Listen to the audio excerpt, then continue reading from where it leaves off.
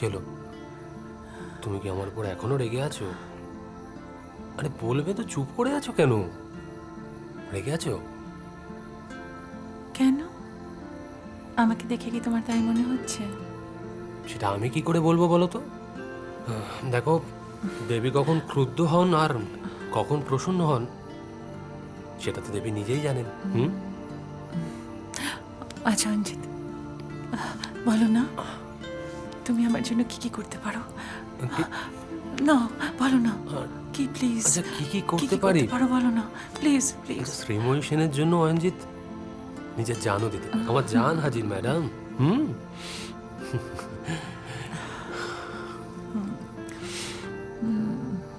অভিনয় করবে শ্রীময়ী সেনের সাথে? অভিনয়? মানে আমার সাথে। অভিনয় তোমার সঙ্গে? সত্যি বলছি। আমার হিরো হবে আর আমি তোমার হিরোইন। না না, তুমি আমার সঙ্গে মজা করছো তাই না? আজকে ভালো মুডে আছে তাই মজা করছো? আচ্ছা, না। তুমি আমার সঙ্গে আর কি করছো? না, আমি সত্যি মজা করছি না, সিরিয়াসলি বলছি। আমার কাছে একটা দারুণ স্ক্রিপ্ট আছে,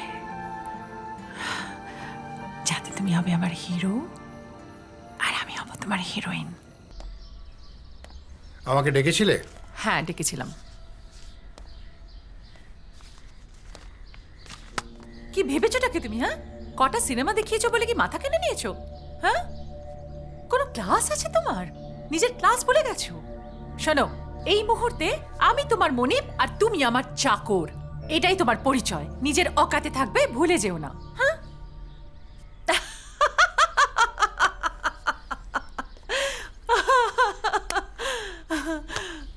গুরু মারা বিদ্যা, বুঝেছো? তুমি আমাকে শেখালে কিভাবে শ্রীময়ী সেন হয়ে উঠতে হয়, আর তুমি নিজেই ভরকে গেলে। কি বলো, কেমন করলাম অভিনয়টা? বসো। বাবা, তাই বলো? আরে তুমি আমাকে ভয় পাইয়ে দিয়েছিলে। দাদা, আমি আমি পুরোপুরিভাবে শ্রীময়ী সেন হয়ে উঠতে চাই, আর আমি জানি সেটা তুমি পারবে। আমাকে তুমি শ্রীময়ী সেনের খুঁটিনাটি সবকিছু শেখাও দাদা। গল্পের টুইস্ট আছে। কি? কাল অয়নজিৎ এসেছিল, শ্রীময়ী ওকে পাত্তা দিত না, ইমোশনালি ফিজিক্যালি ওকে এক্সপ্লয়েট করতো, আর তুমি শটান ওকে হিরো হওয়ার প্রস্তাব দিয়ে দিলে। আমি অয়নজিৎকে বলতে হবে না, বলতে হবে না, আমি বুঝেছি। এ লাইনে 20 বছর হয়ে গেল, তবে এই সময় এরকম একটা কিছু হওয়া দরকার ছিল, যেটা অর্চনা থেকে পুরোপুরি শ্রীময়ী হতে গেলে ক্যাটালিস্টের কাজ করবে।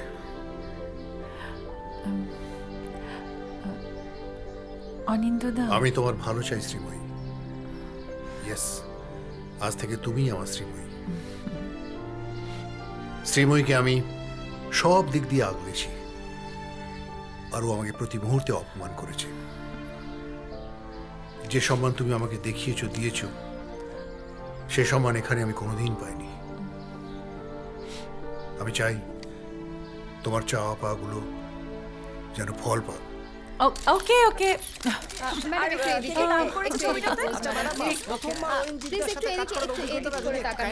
ওকে শোনো ওকে, শোনো, তোমার একটা ফোন আছে, এসো এসো। প্লিজ এক মিনিট, 1 মিনিট। কি নাও। আবার? হ্যালো।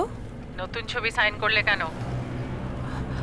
ও, আসলে আমি যদি সাইন না করতাম তাহলে শুভশ্রীকে ওরা সাইন করাতো, আর ছবি স্ক্রিপ্টটা বেশ ভালো, আর ছবিটা যদি হিট হয়ে যেত তাহলে আপনারই অসুবিধে হতো।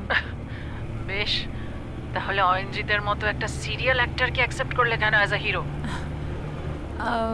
হ্যাঁ, মানে মানে সিরিয়াল, হ্যাঁ, কিন্তু মানে আমার মনে হচ্ছে যে ও বেশ ট্যালেন্টেড। না ট্যালেন্টেড, তাই জন্য মানে যদি নতুনরা সুযোগ না পায় তাহলে তার দক্ষতাটা সে কিভাবে প্রমাণ করবে বলুন? তুমি দেখছি আমার ওপর দিয়ে যাচ্ছ, হ্যাঁ? ছি ছি, না না ম্যাডাম, আমি আসলে ওই পরিস্থিতির সাথে সাথে যেটা মানে মানানসইভাবে যেভাবে যেটা ঠিক মনে হয় আমি তো সেটাই করছি। লিসেন, পায়ের জুতো পায়ে থাকো, মাথায় ওঠার চেষ্টা করো না। দেখুন, আপনি এভাবে সবসময় আমাকে অপমান করবেন না, আর যদি আপনি এভাবে অপমান করেন তাহলে আমি তাহলে তাহলে কি কি তাহলে? তাহলে তাহলে আমি আমি আমি তাহলে আমি তাহলে আসলটা সবাইকে জানিয়ে দেব, আর আপনি তখন জালিয়াতির কেসে অ্যারেস্ট হয়ে যাবেন। হোয়াট? কি বললে তুমি? What? You paid junior artist? What? বাহ বাহ, উফ, তোমার পারফরমেন্স দেখে তো আমি নিজে ঘাবড়ে যাচ্ছি। এই যে ভাই, ভাই তুমি কি অর্চনা সাহাকে চেনো? জুনিয়র আর্টিস্ট, আজ 6 মাস হলো নিখোঁজ। আমি ওর বৌদি। তুমি কি ওর কোনো খবর জানো? না না না, আমি জানি না। এই যে শুনছেন, আপনি কি অর্চনা সাহাকে চেনেন? Junior artist. ওর মুখের আদলটা না অনেকটা শ্রীময়ী সেনের মতো। আমি ওর বৌদি। আজ 3 দিন হলো দাদা মারা গেছে। ভাই বোনের মধ্যে খুব মিল ছিল। দেখুন, ওকে 2-1 বার দেখেছি আমি, কিন্তু ও তো ওই সিরিয়ালে এক্সট্রা পার্ট করতো। আমি তো ওই সিনেমার প্রোডাকশন ম্যানেজার, তো ওইসব সিরিয়ালের এক্সট্রা আর্টিস্টদের খবর আমি রাখি না। বাড়ি চলো মা, যত এখানে সব। কেউ বড় বেশি খবর জানে না। শুনুন না, শুনুন, আমি না অর্চনা সাহাকে খুঁজছিলাম। আমার ননদ, জুনিয়র আর্টিস্ট, আপনার খুব ফ্যান। আপনি তো শ্রীময়ী সেন, তাই না? বলুন না ওকে দেখেছেন কিনা, বলুন না। শুনুন না।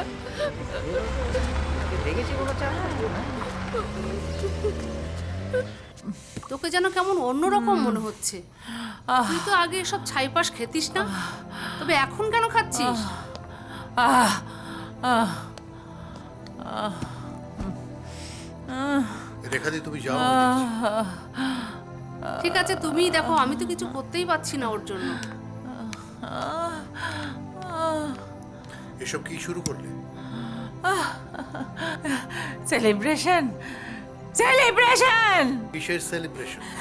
এই যে আমি কত বড় পাকা অভিনেত্রী হয়ে উঠলাম, এতে সম্পর্কগুলোকেও চিনতেই পারলাম না, পাশ কাটিয়ে চলে গেলাম। কত পাকা ধরনের অভিনেত্রী হয়েছে বলো তো।